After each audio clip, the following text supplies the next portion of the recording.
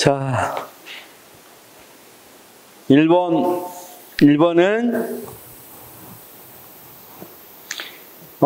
규제 정책은 특정 개인이나 집단에 대한 선택의 자유를 제한하는 유형의 정책으로 강경제력이 특징이다.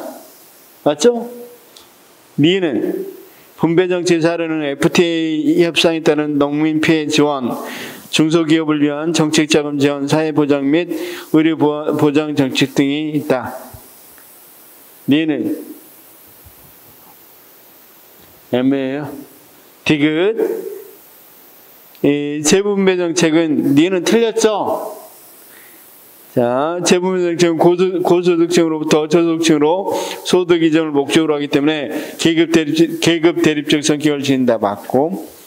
리을. 재분배 정책의 사례로는 저소득층을 위한 근로장려금 제도, 이용셈을 위한 임대주택 건설, 대덕 연구 개발 특구 지원 등이 있다. 이것도 틀렸죠. 대덕 연구 개발 특구 지원은 아니죠. 위에 니은에서도 마찬가지 분배 정책의 사례에서 아닌 것은 어떤 게 있습니까? 그 사회보장 및 의료보장 정책은 재분배죠. 미음은 맞고. 예. 예. 이걸 이데올로기적 성격이라고도 하고 계급 대립적 성격이라고 그러는데, 계급이라는 것은 이를테면 지배계급, 피지배계급 또는 상위계급, 하위계급 이런 거죠. 그러면 지금 상위계급과 솔직히 이렇게 표현하면 그렇지만 어쨌든 여기에 재산을 뺏어서 어디에 주는 거야? 하위계급에 주는 거죠. 그렇죠? 여기가 벌어들인 것을 많이 걷어서 하위계급으로 이전해 주는 거니까 이건 계급적 성격을 가질 뿐만 아니라 이데올로기적 성격을 갖는다. 이데올로기적 성격이라는 것은 뭐냐면, 여기 한번 봅시다. 우리가 완전히 자유국가에서는 좀 뭐 어떤 것이 있겠어? 어느 정도 뭘 하자. 평등사회를 이루자는 그런 생각을 갖고 이루어지는 거죠. 그렇죠? 그래서 이런 것들은 이데올로기적 성격이라고 그래요. 이데올로기적 성격. 그렇죠? 그러면 자, 우리가 공산주의 사회에서는 아예 이런 게 없도록 만들자는 거죠. 부자하고 가난한 사람이 없도록 만들자는 거죠. 그렇죠? 근데 자본주의 사회는 그렇게 할 수 없으니까 너무 빈부격차하지면 안 되니까 어느 정도는 그래도 이런 것들에 대해서 줄여줘야만 공산주의 사회에 비해서 상대적으로 우위적인 위치에 있겠죠. 그래서 이런 것들을 이데올로기적 성격이라고 그래요.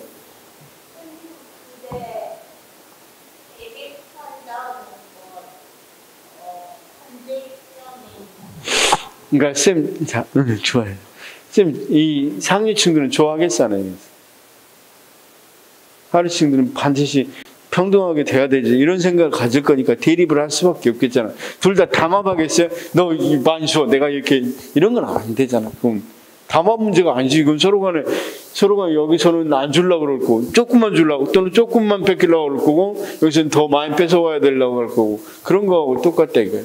그렇죠?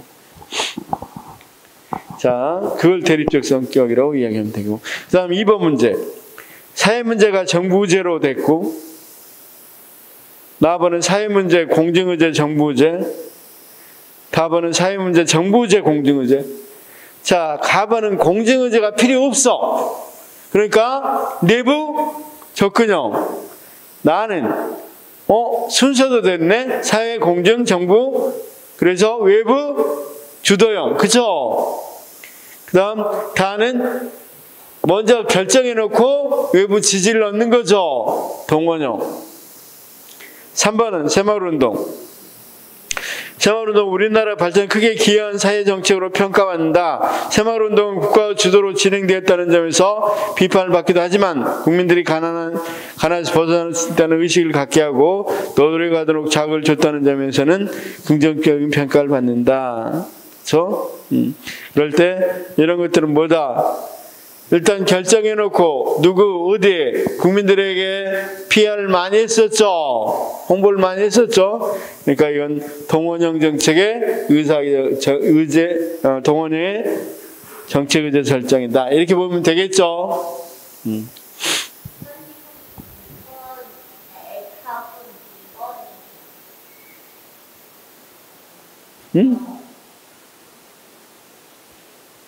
뭐?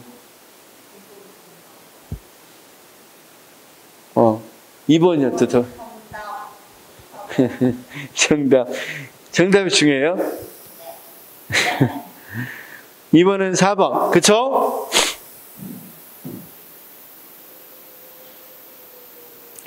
자, 그 다음 킹덤 문제는 10번 문제 한번 풀어보죠. 10번까지는 했으니까.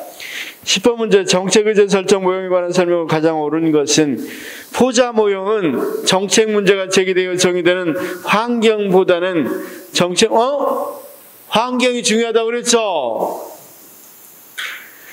자, 포자가 균사가 되기 위해서는 뭐가 필요해? 환경이 필요하다고 그랬죠. 어떤 환경이냐? 그 다음 2번 이슈 관심주기 모형은 공공 관심을 끌기 위한 치열한 경쟁과 별개로 이슈 자체에 생명주기가 있다고 했죠. 이슈가 처음에는 어때? 처음에는 이렇게 쭉 올라가다가 어느 정도 정점에 이르면 쇠퇴할 수밖에 없죠. 쌤 대부분 그렇잖아. 이번 같은 경우도 어때? 조금 더 지나면 더더욱 관심사에서 멀어질 수 있겠죠. 그 다음 정책 흐름 모형. 이건 킹덤 모형인데 4번 동영화 모형은 정부 간 정책 전이가 모방 그 다음 규범 강압을 통해 이루어진다고 본다. 정책 전이가 동영화 모형입니다. 정부 간 정책 전이가 모방 규범 강압을 통해 이루어진다고 본다.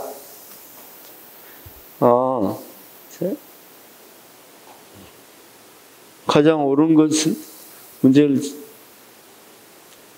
잘못 냈습니다. 그러면 잠깐 4번이 정답이고 2번은 경쟁과 별개로가 아니라 거기 봐봐. 쌤. 이슈 주기 모형은 치열하게 경쟁해야 된다는 걸 이야기한다고 그랬죠. 그래서 경쟁과 별개로가 틀렸고 치열하게 경쟁하면서 이슈가 주기가 있다는 거죠. 그래서 우리 보통 이슈 주기 모형에서 이야기하는 게 이런 게 있었어요. 어떤 이슈가 있을 때 이슈는 이슈로 뭐한다? 덮어버리려고 하는 거 있죠. 우리 봐봐. 갑자기 연예 뉴스가 아주 큰 정부가 조금 난처한 상황이 됐을 때 큰 연예계 뉴스 같은 거 한 번씩 뜨죠. 왜 그래? 이슈가 이슈를 덮어버리려고 하기 때문에. 그러면 그 이슈 때문에 이 이슈가 어때? 바로 쇠퇴기로 접어들 수도 있겠죠. 그런 식을 노리고 한다는 거야. 그래서 이 주기 모형에서는 그래서 다른 이슈하고 경쟁하면서 이슈 주기가 형성된다는 거죠. 이슈. 그럼 다른 이슈가 없으면 그 이슈가 계속 지속될 수 있겠어, 없겠어? 어느 정도는 계속 지속될 수 있겠죠. 그래서 그 부분이 틀렸습니다. 자, 쌤 킹덤 이야기 좀 해볼까요? 킹덤의 정책 흐름 모형. 자, 이걸 알려면 이거 쓰레기통 모형을 조금 먼저 알아두시는 게 중요한데 쓰레기통 모형을 보고 만든 모형이에요. 자, 쌤 편하게 한번 들어봅시다. 쓰레기통 모형을 먼저 설명하고 이 모형을 한번 설명해 보겠습니다. 어떤 식인지 한번 들어봐 주십시오. 쓰레기통 모형은 코헨이라는 사람이, 코헨과 바츠라는 사람이 주장했는데 이런 주장입니다. 저주가 된 무정부 상태의 조직, 즉 혼란한 상태의 조직에서는 자, 이런 거 이를테면 자, 우리가 대표적인 그런 조직을 대학으로 봤어요. 대학에서 이 문제를 한번 이야기해 봅시다. 대학에서 정책 결정들이 어떻게 일어나는지 한번 봅시다. 쓰레기통 모형은 핵심만 이야기하면 우연히 일어난다는 거예요. 우연히. 쓰레기통 한 통 속에 우연히 모든 것이 모여야 일어난다는 거야. 자, 한번 예를 들어보겠습니다. 자, 학생의 사무실에 복사기가 고장났어요. 그렇죠? 그렇다고 해서 바로 사무실 복사기를 고치는 결정이 일어나지 않는다는 거야. 이게 문제가 이를테면 우리가 7월 5일 날 고장났다 합시다. 그럼 이 문제가 이렇게 쭉 흘러다녀 그냥. 그러다가 자 7월 10일 날 학교에서 상반기 결산을 해보니까 상반기에 써야 될 그 돈을 결산하니까 약 1,000만 원 정도가 남았어요. 이게 이 시설 구입비로 1,000만 원 정도 아직 남아있어. 그럼 이건 해결책이죠. 이게 남아있다 한다고 그래서 바로 결정되는 게 아니라 또 이것도 그대로 흘러가요. 그냥 그대로 있다는 거야. 그냥 시간만 지나간다는 거예요. 그냥. 그 다음 그렇다고 해서 복사기 구입한다 또는 복사기를 고친다는 정책 결정이 일어나지 않는다는 거야. 그러다가 쭉 가다가 상반기는 없었는데 하반기에 자 학생회장이 선출됐어. 그렇죠? 이제 뭐가 생기냐면 참여자가 나온다는 거야. 이것에 관련된 사람, 자기 지금 학생 사무실이 복사기 고장났는데 그동안은 학생회장이 상반기에 없다가 2학기 때 출발했으니까 이 사람은 참여자가 될 수 있겠죠.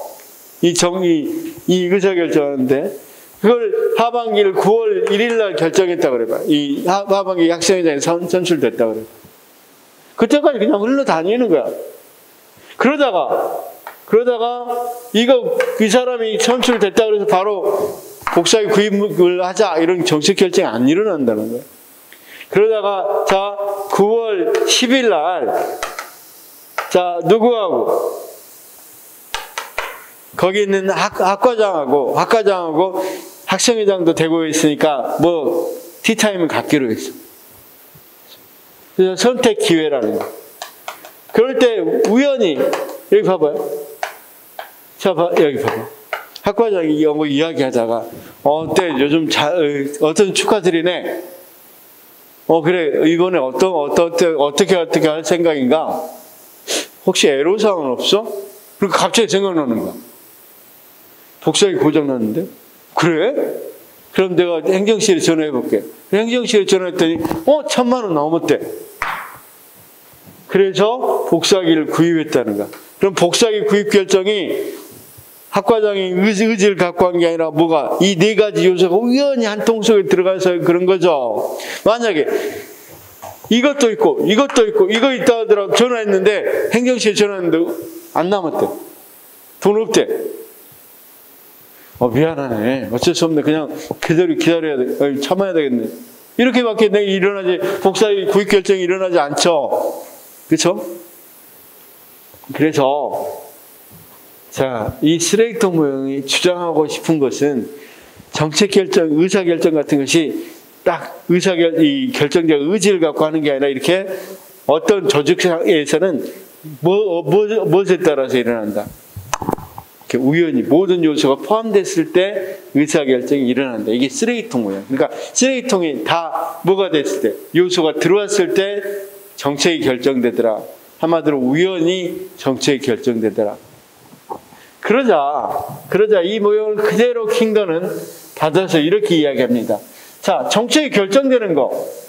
자, 우리 여러 가지 정책이 있는데, 이를테면 노사정위원회나 어떤 노동정책이라든가 환경정책이라든가 이런 걸 정책이 이루어질 때도 마찬가지란 말이에요. 그렇죠? 자, 선생님 한번 봅시다. 환경정책 같은 경우 거기 어떤 흐름이 흘러간다는 거예요. 문제의 흐름이. 자, 문제가 발생했어. 자, 이를테면 7월 3일 날 뭐 한강에 많은 이럴 때면 뭐라 그럴까? 이 황산이라든가 뭐 이 패널이 옛날에 발생했으니까 한번 이야기해 보면 패널이 나와서 환경 문제가 있어서 맨날 신문에 막 이게 나왔단 말이에요. 그렇죠? 그런데 저기 흐름은 그대로 가고 있고, 그렇다고 해서 바로 이 어떤 패널에 대한 어떤 규제라든가 이런 게 바로 형성되는 게 아니란 말이야. 그냥 그건 그대로 가. 그러다가 정책 대안의 흐름이라는 것은 어떤 건 흐름을 말하냐면, 그러니까 이 문제 흐름이 있고, 이 흐름과 전혀 상관없이, 자, 외국에서 조사된 많은 패널이 인체에 어떤 영향을 미치고 그렇기 때문에 어떻게 해야 되겠고 하고 법안 같은 것들을 전문가들이 어느 정도 이야기해서 만들어 놓은 것들이 있단 말이야. 이건 그대로 그냥 자기 나름대로 흘러간다는 거야. 자, 패널이 나오기 전부터도 마련될 수도 있겠죠. 그렇죠? 자, 우리가 뭐 엘니노 현상, 무슨 현상, 뭐 외국에 있었지만 우리나라는 없었어. 만약 우리나라가 없었다면 그런 것들도 이미 만들어졌단 말이에요. 그렇죠? 자, 그런 이런 정책의 흐름이 있고, 그 다음 뭐가 있어?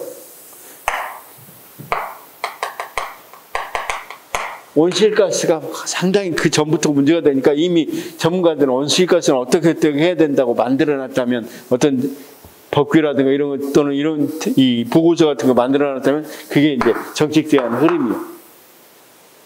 그 다음 마지막으로 어떤 게 있어? 정치의 흐름이 있단 말이에요. 이게 아무리 만들어놔도 법제화하려면 정책이라는 건 법으로 많이 나오죠. 정책이라는 건. 근데 자, 국회가 열리기 전이야. 그럼 이건 해봐야 뭐 지금 결정되겠어? 안 결정 안 되겠어? 자, 온실가스 문제로 맨날 또는, 자, 미세먼지 합시다. 미세먼지 굉장히 힘들어. 문제가 발생했어. 그렇다고 해서 미세먼지 어떤 것에 대한 정책이 바로 나왔나? 안 나오잖아. 아니, 그것에 대한 법안이 어떻게 할 건지 보고서나 법안까지 마련해놨어. 그렇더라도 국회가 지금 뭐가 돼 있으면 열리지 않으면 어떻게 결정이 안 되겠죠. 그러면 이 세 가지가 우연히 지금 뭐가 돼 있고 항상 이 미세먼지 굉장히 심각하고 거기에 대한 보고서도 마련돼 있고 그 다음 마침 정기국회가 열렸어. 그러면 이게 법안으로 만들어질 이 법안으로 나올 수 있겠죠. 그런데 이렇게 우연히 일치하지 않고 만약에 이것도 마찬가지. 이 사람은 정책의 창이라고 그래. 이 정책의 창이 뭐 한다면 이게 오랫동안 열려 있는 게 아니라 임시회기 이 안에 열려지죠. 그게 끝나버리면 다시 뭐예요? 닫히고 그 다음이라든지 아니면 여기서 끝나든지 하겠죠. 그러니까 여기 봐봐. 거기 문제 흐름, 정책 제안의 흐름, 정책 흐름이 우연히 세계가 잘 조화되면 정책의 창이 열려. 그러다가 이게 뭐가 되면 시간이 지나가거나 또는 대안도 없거나 대안이 없으면 어떻게 되겠어? 만들려고 했는데. 그럼 다치겠죠. 그래서 정책 산출물이 안 나오겠죠. 그렇게 되면. 그 다음 거기 정책 선도가라는 것은 이것에 굉장히 관심을 갖고 추진하려고 하는 사람들. 그런 것들을 정책 선도가라고 한단 말이에요. 그렇죠?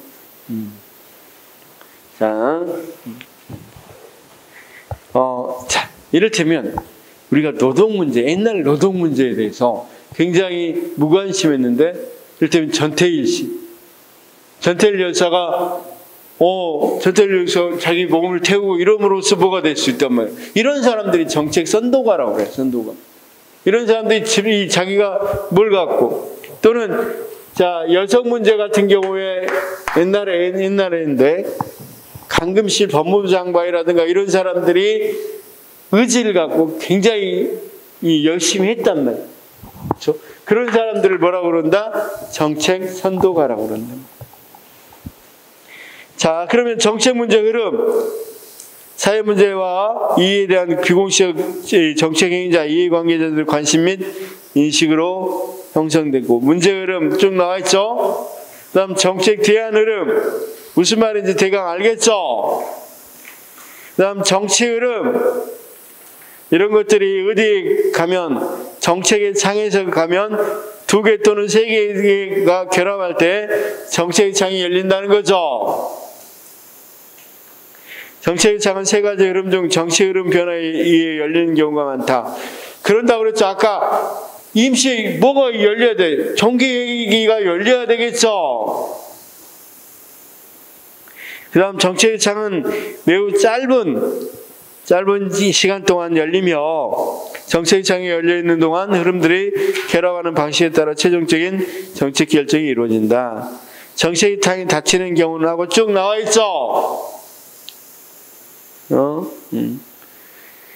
자, 거기 정책 기업가도 이야기했고, 정책 기업가, 정책 활동자.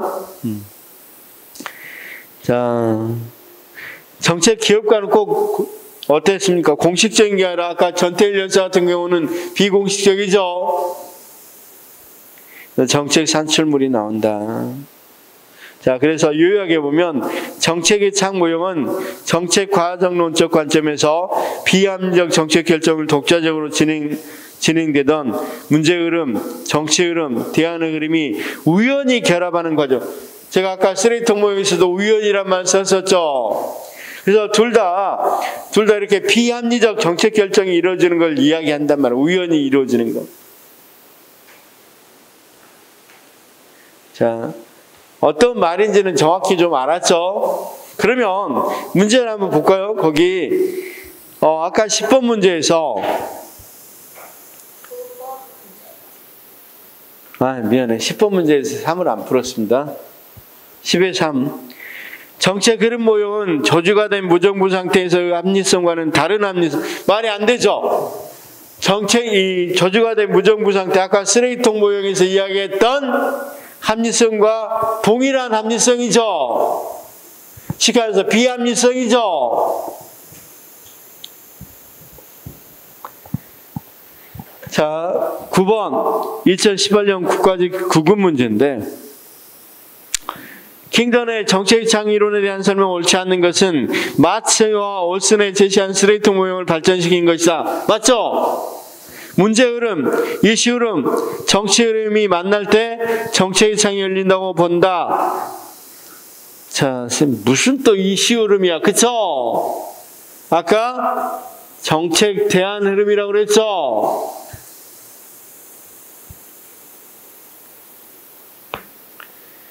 자, 정책의 창은 국회에 예산 주기, 정기회기, 개회 등의 규칙적인 경우뿐만 아니라 때로는 우연한 사건에 의해서 열리기도 한다. 이건 맞습니다. 자, 그 다음 문제에 대한 대안이 존재하지 않을 경우, 아까 대안이 존재하지 않을 경우 어떻게 된다 그랬어요? 닫힌다고 그랬죠? 그렇죠? 그래서 이렇게 알아두시면 되겠습니다.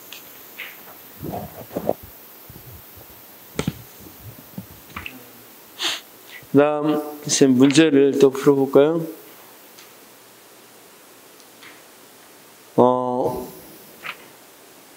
어디까지 했었죠? 아예 안 했죠. 이 229페이지, 그쵸? 229페이지부터 해보겠습니다. 그러니까 이 부분도 시험에 좀 많이 나오는 편이니까 우리가 만약에 이거 정책론에서 개관에서는 정책의 유형이 많이 나오고 정책의 의제 설정에서는 이 부분도 두 번째로, 의제 설정이 두 번째로 많이 나오는 거니까 229페이지 좀 보겠습니다. 정책 의제 설정은 정책의 목표와 기준에 따라 각 대안을 비교 평가해서 최종적으로 정책을 결정하는. 말이 안 되죠. 정책 의제 설정은 정책 문제를 정하는 것까지죠.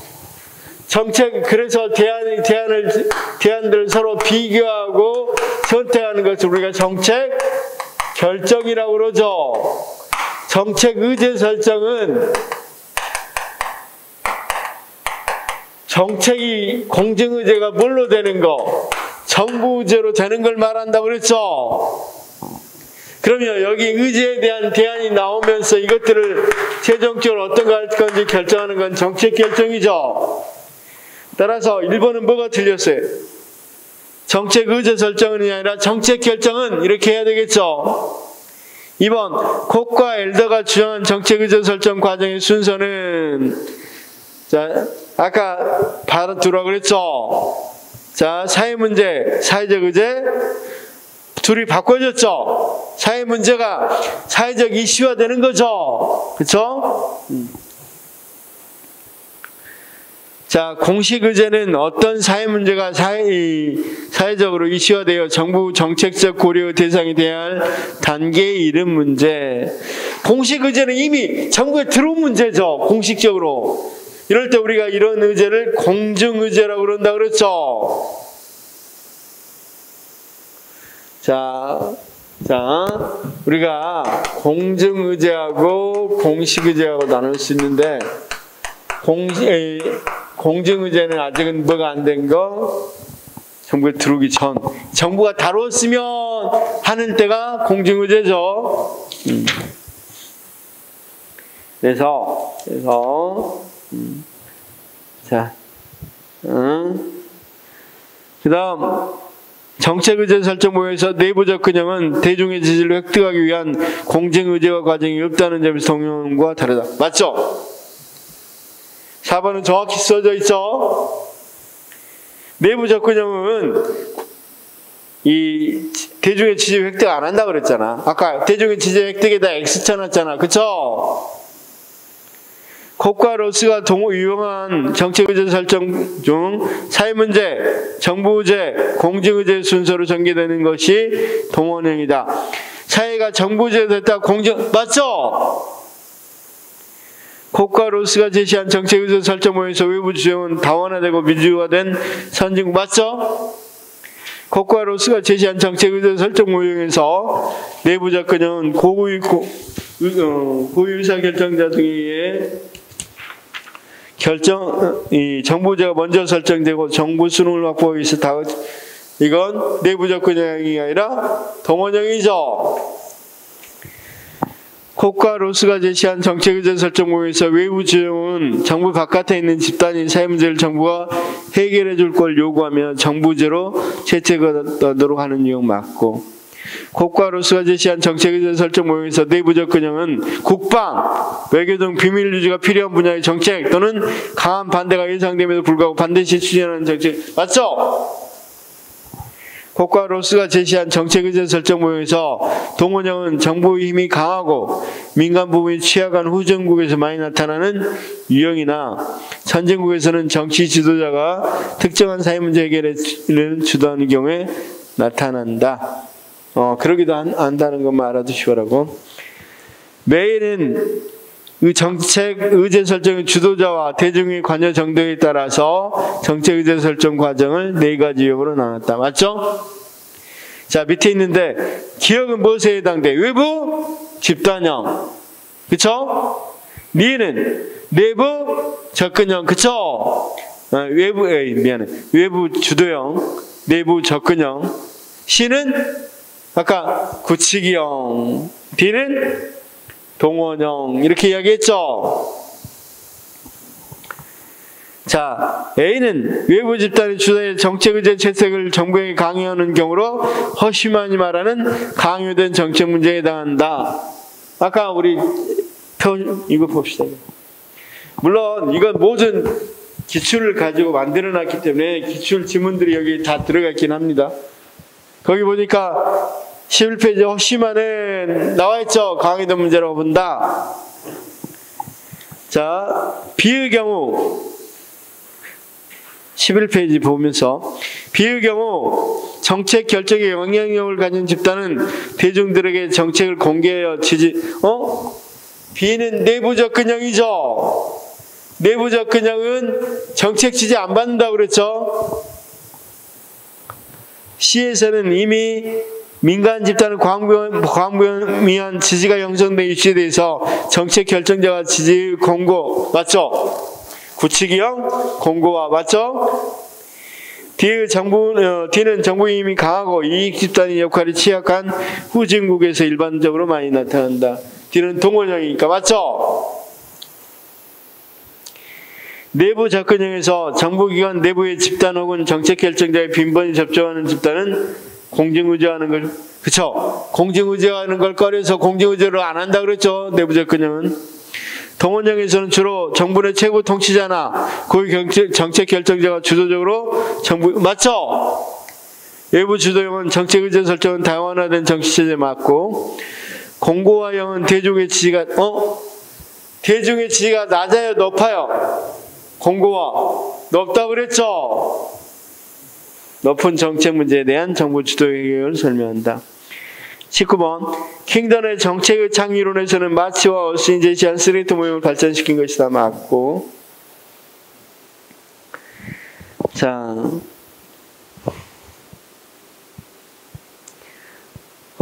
킹던의 정체적 창의론에서 문제 흐름, 아까 이슈가 아니라 정책 대안 흐름이라고 그랬죠. 킹던의 정책 창은 국회가 예산 주기, 정기회기, 개최회 등 규칙적인 교육뿐만 아니라 때론 우연한 사건에서 열리기도 한다. 맞고. 킹던의 정책 창의론에서 문제에 대한 대안이 존재하는 경우는 정책 창이 닫힌다고 그랬고, 방법론적 개인주의, 쓰레기통 모형, 정책 흐름, 점화장치, 표준 운영 절차 중에서 킹던의 정체적 창 모형과 관련된 내용으로는 쓰레기통 모형, 정책 흐름, 점화장치, 맞죠? 포자 모형은 정책 문제가 정의되는 환경보다는 정책 문제 자체의 성격에 갖는 중요성이 말이 안 되죠. 환경에 관심을 갖는다 그랬고, 이슈 관심 주기 모형은 공공 관심을 끌기 위한 치열한 경쟁과 별개가 아니라 치열한 경쟁에 의해 생명 주기가 결정된다고 그랬죠.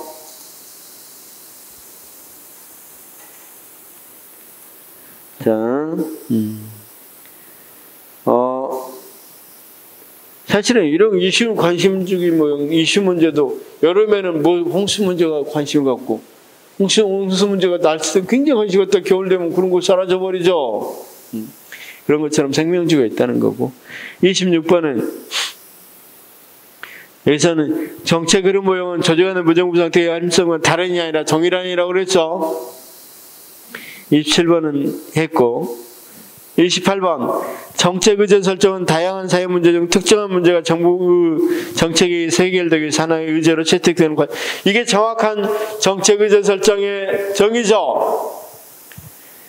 정책 의제 설명 모형 중 동원형은 의도적이고 일방적으로 국민을 무시하는 정부에서, 동원형이 아니라 내부 접근형이죠. 동원형은 그래도 뭐라도 해, 지지받으려고도 하죠. 근데 내부 접근형 아예 지지조차도 안 받으려고 하니까 국민을 철저히 무시하는 거죠.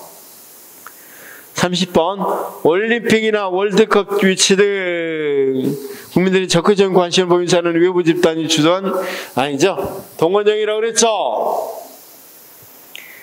정책 의제 설정 과정에서 주도 집단, 정치체제의 환경 등의 변수들이 중요하게 작용한다.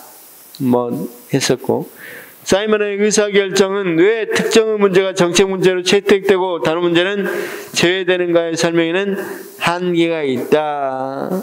그쵸? 이건 뒤에 나와야 되는 문제인데, 사이먼의 의사결정론은 왜 특정 문제가 정책 문제로 채택되고 다른 문제는 제외되는가, 이건 무의사결정에서 나와야 되는 거야. 무의사결정론 뒤에 나옵니다. 무의사결정론에서 사이먼 나와서 이야기할 거니까 그때 보도록 하겠습니다. 무의사에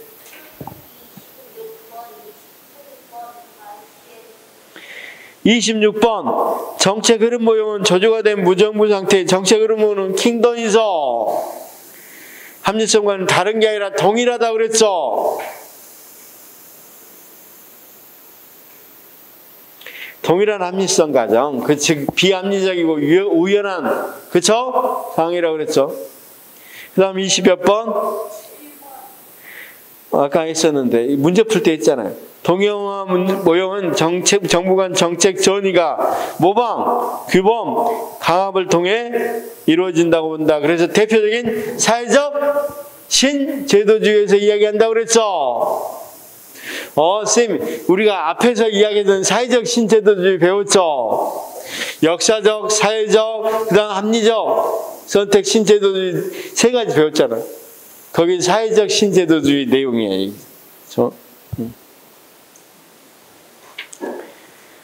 좋습니다. 그 다음 이제 권력 모형 할 차례니까 좀 식사하고 하도록 하겠습니다.